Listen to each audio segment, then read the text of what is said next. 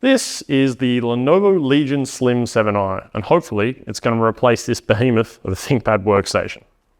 Inside is an Intel i9 13th Gen, an RTX 4070, 16 gigabytes of soldered memory with an additional slot available for another 16 or 32 gigabytes, a 1 terabyte M2, again with an additional slot if you want to expand your storage, a 16-inch 3.2K display at 165 Hz with roughly 430 nits of brightness, and a 1080p webcam, plus a whole lot more. While it does have the Legion logo on top and the ever important RGB, beyond that, you would assume that it was just a standard businessy looking laptop. So as always, I'm going to get to the point. Is the Lenovo Legion Slim 7i worth your money? The simple answer is yes. It is. It's a great laptop. I got it for a good price, about 3,000 Australian dollars. That was with a promotional code. The crazy part is that 24 hours ago, I would have said to you, absolutely not. And I really feel like I need to explain what's going on here. No, wait, sorry, stop. Future Jason here. You can tell him because I'm wearing a cap. I'm wrong, actually. I know I just said that I recommend this product, but what you're about to hear next is a bunch of issues that I was having that I thought I'd resolved. That's not the case. It actually happens for the remainder of the video. So while I would have given my recommendation for this laptop because it was working for a 24-hour period, I can no longer. It's just simply too volatile. But please continue to watch the video and you'll get to see what's going on. The crazy part is that 24 hours ago, I would have said to you, absolutely not. And I really feel like I need to explain what's going on here. See, for the last 2 weeks, I've been trying to tweak this laptop to get it to perform the way that I thought it should have performed out of the box. It's had so many issues, but the primary problem that I've been facing is micro stuttering during games. I feel as though the micro stutter component is really tied to the power draw of the laptop itself. There are 3 different fan modes. There's quiet, balanced, and performance. Let's have a quick listen of the different fan profile settings.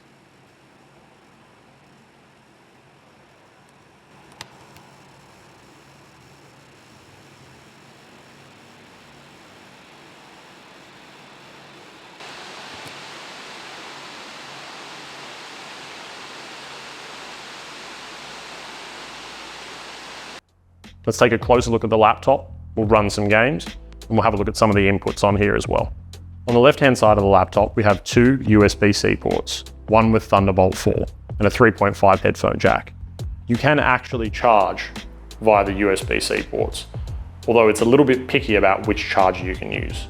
At the back, we have 3 USB-A ports, 1 HDMI, and 1 Lenovo power connector.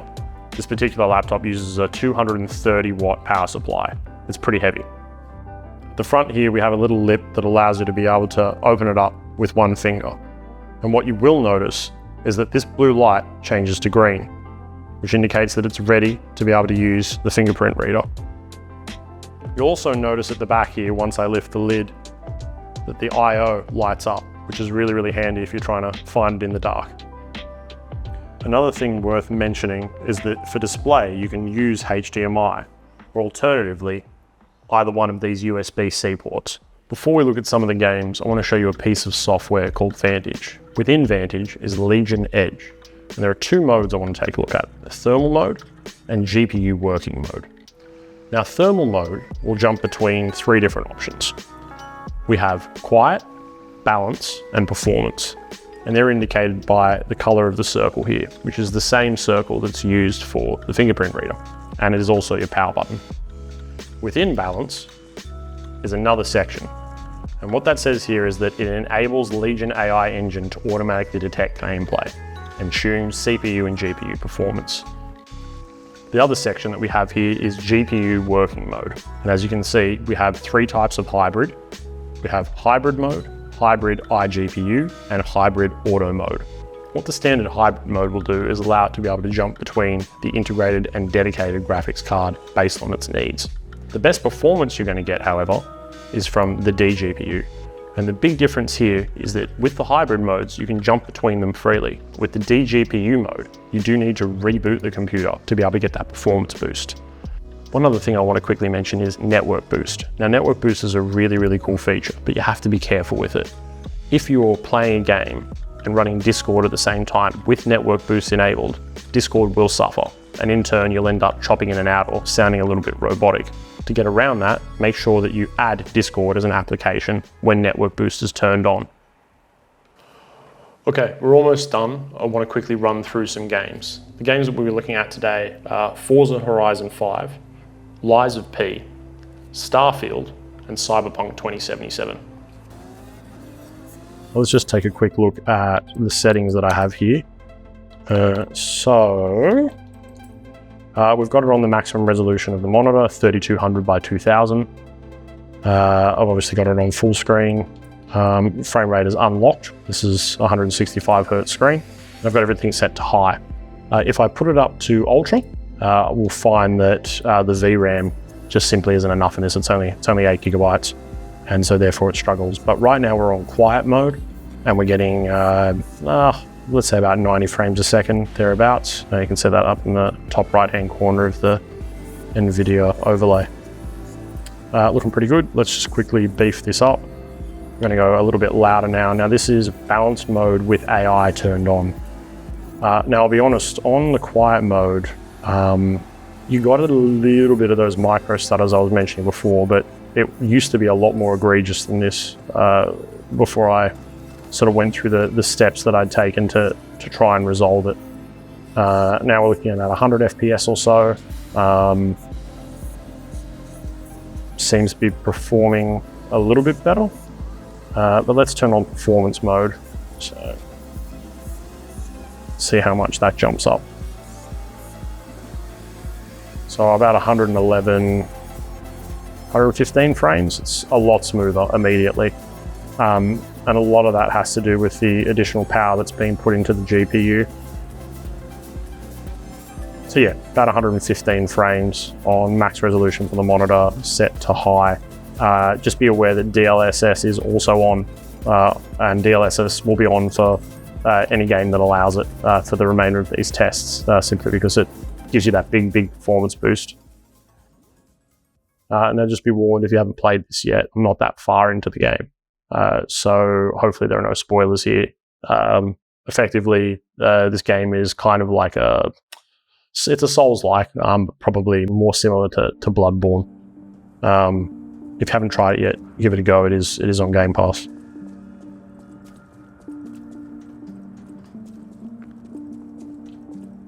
So we're on quiet mode now. We're looking at about 76 frames. Let's just quickly jump over to the settings just to have a look and see where I ended up leaving it. So maximum resolution, DLSS is set to balanced, and the graphics detail is set to best. I might dial that back to high. I found that high performed a touch better, and there isn't that much of a performance drop. Now, we are actually looking at a little bit of stuttering here. But again, it's not as bad as it used to be. Part of me feels like we are running into a bit of a thermal throttling issue here, which I'll have to bring up hardware info and take a quick look. Because I was playing through this for a fair portion of today, and I wasn't having these issues. All right, we've now changed over to balanced mode. We were on quiet mode before. This is balanced mode with AI. I'm looking at a jump at 70 frames there. 90, 99, here we go, as it ramps up. So that's the AI mode there kicking in. But there it is. Those stutters are back. All right, let's take a quick look now at the performance mode and see if that just gets rid of it completely.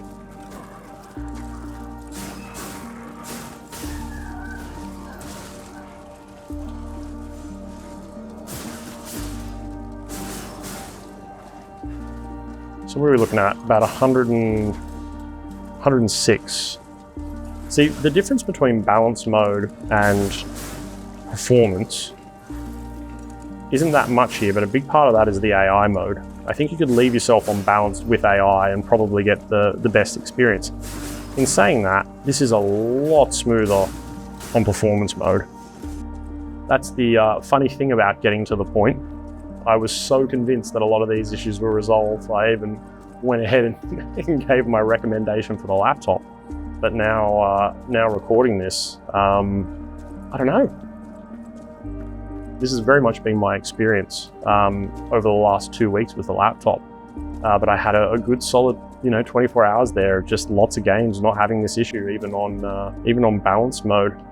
We're going to try something. We're going to try and see if I can resolve this live. I have a theory, and my theory is that the AI mode is actually causing this issue. So where I am now is I'm back in Vantage, and we've got quiet mode currently turned on. I'm going to go over to balanced, and I'm going to turn off the AI Engine Plus. Now, apparently, this mode, or at least I thought this mode only worked in balance, but I'm starting to believe that maybe the AI mode affects performance and quiet mode as well. Oh, there it is. Micro stutters are back. I don't know how well this translates to video, but it is. You can absolutely feel it. I'm just going to swap over to keyboard and mouse now and see if there's any sort of improvement there, just in case there's some sort of, I don't know. Oh, it's there. Pop ourselves up on a performance mode. Super smooth. That's the frustrating thing with this, right? You should be able to jump between the different performance modes and take a hit on your FPS. Let's try dialing it down a touch in the graphics department. Maybe we'll move over to DLSS, we'll change that to performance. We'll change this to medium. We shouldn't need to take a hit on the resolution. And then go back to balanced again and see what the go is.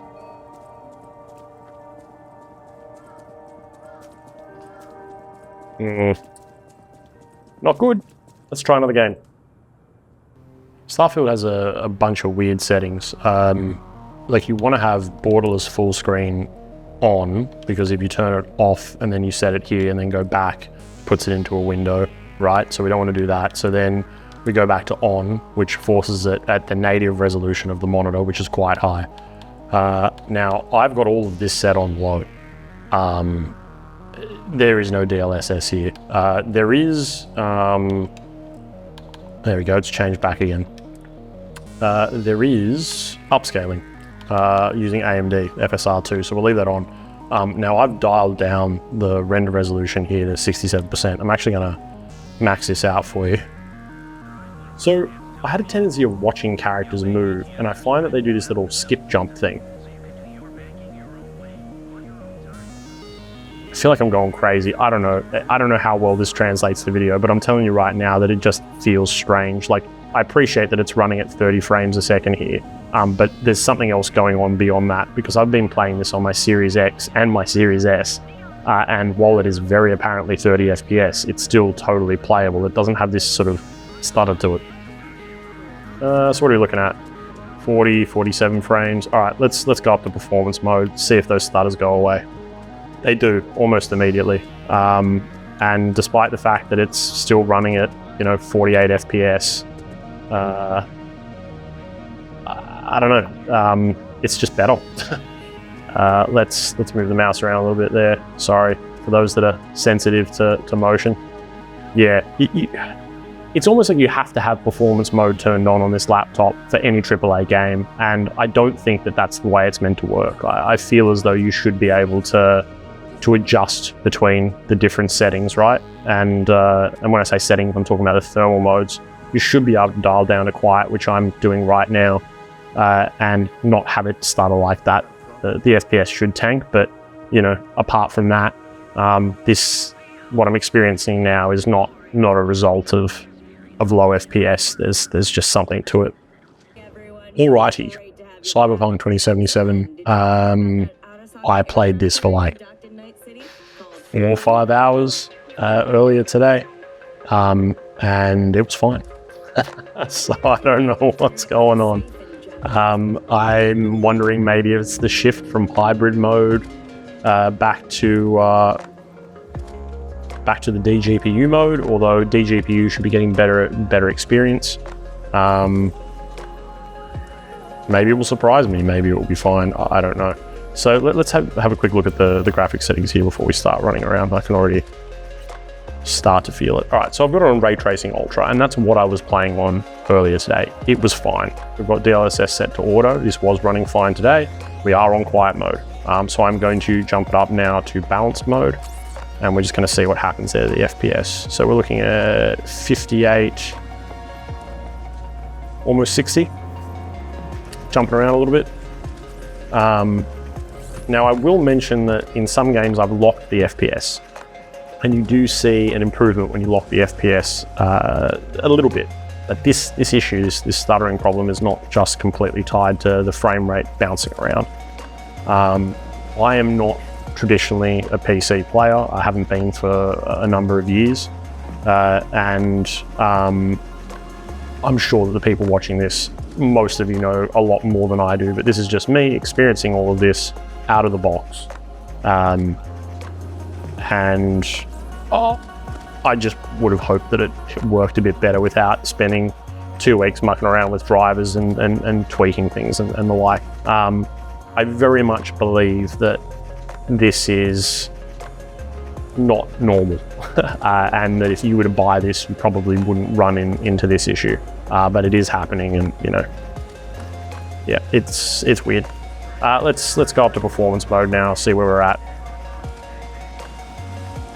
So frame rate's getting a little bit steadier, and it just smooths out. The mode you hit performance mode, it smooths out. I know I keep saying the same thing over and over again, but it's yeah, it looks good. Looks really, really good. Looks good on Ray Tracing Ultra on a laptop that, you know, looks like a business laptop and is quite thin and, you know, not too heavy. Cyberpunk definitely performs the best out of all the games that I've played on it recently, including games that I haven't shown you today. I play a fair bit of Grounded, I play a fair bit of Sea of Thieves, and both of those games really do struggle with that micro stuttering issue that I was facing before. This is a bit of a strange review.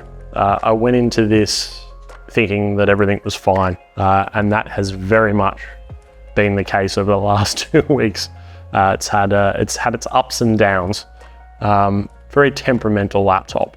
I really feel as though this is not by design, and I have watched some other fantastic reviews out there. In fact, I'll pop them in the description below so that you can have a look and see what other people think. So look, in part this is a review, in part it's also, I guess, a cry for help. Do you have this laptop? Do these issues plague you? Have you ever run into these sorts of problems with a Lenovo Legion laptop, or any laptop for that matter? I'd love to have a discussion about it in the comments below. Perhaps you can recommend what laptop I try next, or maybe it's just time to bite the bullet and build a desktop. I don't know. But as always, thank you for watching. Apologies I don't post too often. It's pretty difficult to get these videos out when you've got a 2-year-old running around. Yeah, I'll see you in the next video.